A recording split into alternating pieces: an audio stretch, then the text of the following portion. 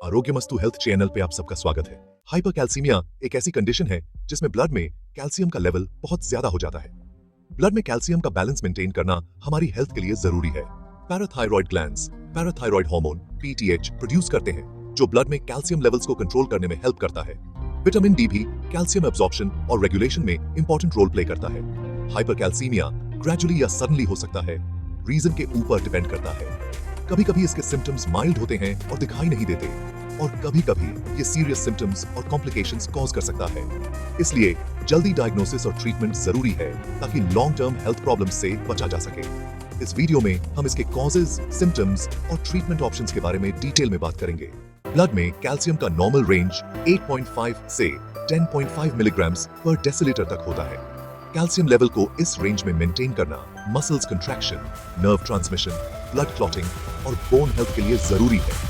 अगर ब्लड में calcium level normal range से बाहर हो जाए तो कई हेल्थ प्रॉब्लम्स हो सकती हैं। हाइपोकैल्सीमिया की वजह से मसल क्रैम्प्स, टिंगलिंग सेंसेशंस और सीजर्स हो सकते हैं। हाइपरकैल्सीमिया की वजह से फटीग, नोजिया, कॉन्स्टिपेशन और कंफ्यूजन हो सकता है। हाइपरकैल्सीमिया कई रीजन से हो सकता है। सबसे कॉमन रीजन है प्राइमरी हाइपरपैराथायरॉयडिज्म। दूसरे रीजंस में कुछ कैंसर्स जैसे लंग कैंसर, ब्रेस्ट कैंसर और मल्टीपल मायलोमा शामिल हैं। कुछ मेडिसिन्स जैसे थायजाइड डायरेटिक्स और लिथियम भी हाइपरकैल्सीमिया का कारण बन सकते हैं। ज्यादा कैल्शियम या विटामिन डी लेने से भी हाइपरकैल्सीमिया हो सकता है। ट्रीटमेंट के लिए हाइपरकैल्सीमिया का रीजन जानना जरूरी है। हाइपरकैल्सीमिया के लक्षण कंडीशन की सिविरिटी पर डिपेंड करते हैं। कुछ लोगों को माइल्ड हाइपरकैल्सीमिया में कोई सिम्टम्स नहीं होते। जैसे जैसे कैल्शियम लेवल बढ़ता है, सिम्टम्स में फटीग, वीकनेस और मसल एक्स हो सकते हैं। पेट से जुड़े सिम्टम्स जैसे नोजिया, वॉमिटिंग, कॉन्स्टिपेशन और एब्डोमिनल पेन कॉमन है। दिमाग से जुड़े सिम्टम्स जैसे कंफ्यूजन और कंसंट्रेशन प्रॉब्लम्स भी हो सकते हैं। Severe hypercalcaemia heart problems, kidney stones और कोमा भी कॉज कर सकता है। हाइपरकैल्सीमिया का डायग्नोसिस करने के लिए मेडिकल हिस्ट्री, फिजिकल एग्जामिनेशन और लैब टेस्ट्स किए जाते हैं। हाइपरकैल्सीमिया डायग्नोज करने के लिए main lab test blood calcium test है।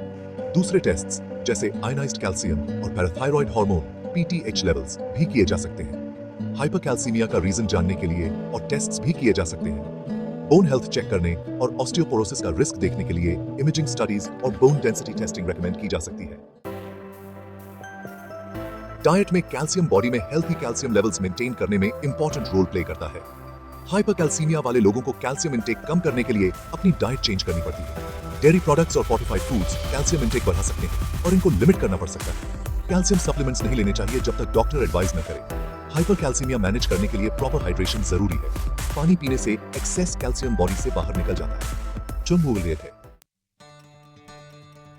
हाइपरकैल्सीमिया का ट्रीटमेंट रीजन और कंडीशन की सिविरिटी पर डिपेंड करता है।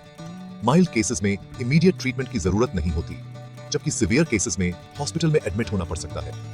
ट्रीटमेंट ऑप्शंस में आईवी फ्लूइड्स और मेडिसिन्स शामिल हो सकते हैं जो कैल्शियम लेवल्स कम करते हैं। कभी कभी सर्जरी की जरूरत पड़ सकती है पैराथायरॉयड ट्यूमर या किसी और रीजन को रिमूव करने के लिए।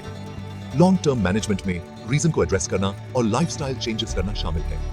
कैल्शियम लेवल्स की रेगुलर मॉनिटरिंग जरूरी है, यह इंश्योर करने के लिए कि कंडीशन कंट्रोल में है।